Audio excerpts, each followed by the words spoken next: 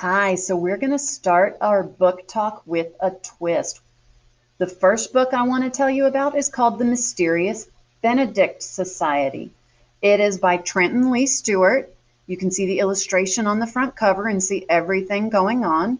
I'll read the description on the back cover and then get started just a few pages in to see if this is something that might interest you. So it asks, are you a gifted child looking for special opportunities? When this peculiar ad appears in the newspaper, dozens of children enroll to take a series of mysterious, mind-bending tests. And you, dear reader, can test your wits right alongside them. But in the end, just 4 very special children will succeed. Their challenge to go on a secret mission that only the most intelligent and resourceful children could complete. With their newfound friendship at stake, will they be able to pass the most important test of all? Welcome to the Mysterious Benedict Society. We start off Chapter 1, Pencils, Erasers, and Disqualification.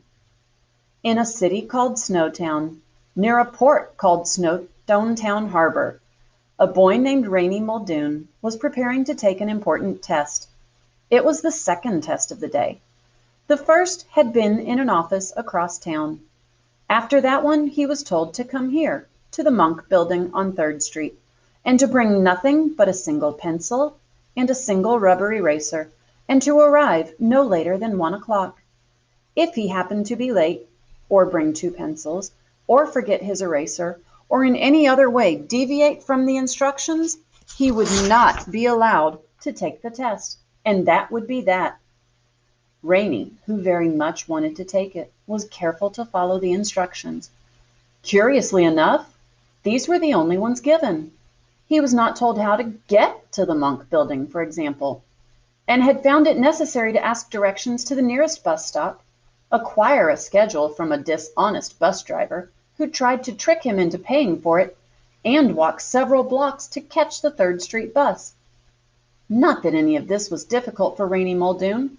Although he was only 11 years old, he was quite used to figuring out things for himself. From somewhere across the city, a church bell struck the half hour, 12:30. He still had a while to wait. When he'd checked the doors of the Monk Building at noon, they were locked. So Rainy had bought a sandwich at a deli stand and sat down on this park bench to eat. A tall building in Stonetown's busiest district must surely have many offices inside, he thought. Locked doors at noon seemed a little peculiar.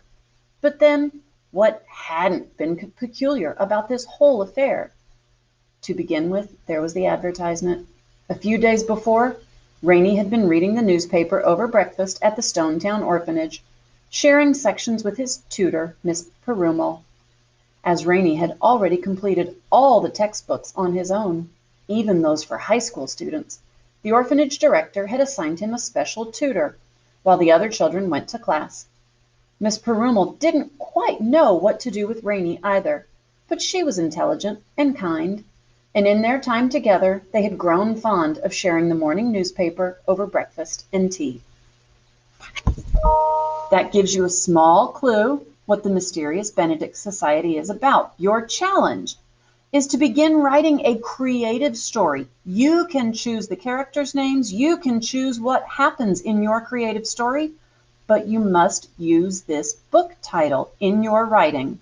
You will have 5 minutes to write creatively using the Mysterious Benedict Society as part of your story. Good luck.